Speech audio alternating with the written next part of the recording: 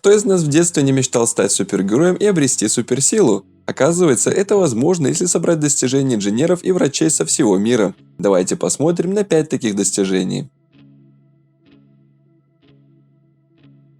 Контактные линзы с эффектом зума – мечта любого шпиона. А ведь совсем скоро они могут появиться в свободной продаже. Прототип линз, с помощью которых можно приближать и отдалять изображение, уже разработали инженеры из института в Лозанне. Предназначены они прежде всего для людей, у которых отсутствует центральное зрение, но развито периферийное, то есть человек все видит расплывчато и не может сфокусироваться на определенном предмете. Но они также подойдут и здоровым людям. Носить такие линзы необходимо будет вместе со специальными жидкокристаллическими очками, и изменять масштаб можно будет простым движением глаз. Чтобы увеличить изображение, достаточно моргнуть правым, а чтобы уменьшить левым. Хотели бы вы стать властелином своих снов? Для этого ученые изобрели гаджет, который позволяет видеть осознанное сновидение. То есть во время сна вы осознаете, что на самом деле находитесь во сне и можете им управлять, либо вообще придумать себе другой сон. Обычная на вид матерчатая маска во время фазы быстрого сна посылает слабый 30-секундный электрический сигнал на частоте 40 Гц, который практически равен частоте работы нашего мозга. Этот сигнал и помогает осознать, что ты спишь и видишь сон. Другой вариант – маски со светодиодами, алгоритм работы которых можно настроить через смартфон. Для того, чтобы побывать в сказке про Золушку или съездить во сне в Париж, достаточно перед сном прочитать сценарий.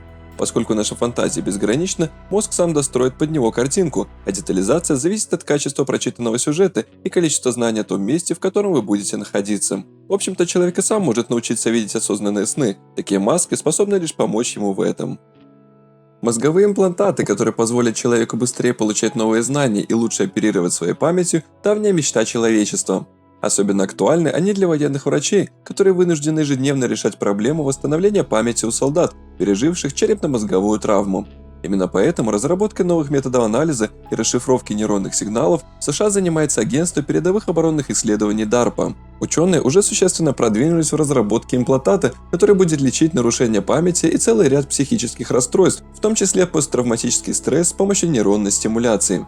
Более того, в перспективе, надеются инженеры, его можно будет вживлять здоровым людям для стимуляции определенных областей мозга. Военные в первую очередь заинтересованы в том, чтобы за счет гаджетов сократить время подготовки солдат. Устройства помогут им быстрее приобретать навыки, обострить рефлексы и лучше контролировать эмоции. Но и обычному человеку такие качества пригодятся, особенно если он собирается стать супергероем. Исследователи из лаборатории имени Беркли в США обнаружили материал, который может использоваться для создания искусственных мышц – оксид ванадия. Такие мышцы будут в 1000 раз эффективнее человеческих, превратив обычного человека в подобие Супермена.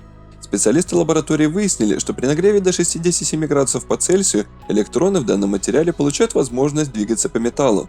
При этом меняется физическая форма объекта, а сам процесс по своей сути напоминает сокращение человеческих мышц. Так что можно вполне создать экзоскелет с участками из этого материала и внедрить в него программное обеспечение, которое будет контролировать нагрев оксида ванадия в случае необходимости. Учитывая крайне низкий износ материала и небольшую температуру нагрева, особых сложностей при этом возникнуть не должно. К сожалению, пока это лишь теоретическая разработка. Запрограммировать ребенка на высокий IQ еще в утробе надеются специалисты по генной инженерии из университета штата Мичиган. Именно в этом учебном заведении работает профессор Стивен Хсу, который не первый год занимается проблемой модификации интеллектуальных способностей человека. Согласно научной теории профессора, генетически модифицированные люди смогут иметь IQ на уровне 1000 и выше, что как минимум в 10 раз выше среднего показателя человека сейчас. Для этого нужно заложить в него правильные гены.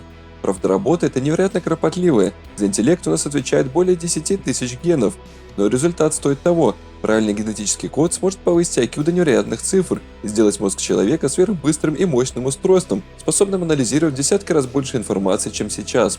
Только представьте себе, что способности самых великих умов человечества в своем максимальном виде будут присутствовать у одного индивидуума. Это действительно впечатляет. Так что, когда ученые смогут воплотить все эти проекты в жизнь, мы сможем наблюдать супергероев уже не только в фантастических фильмах.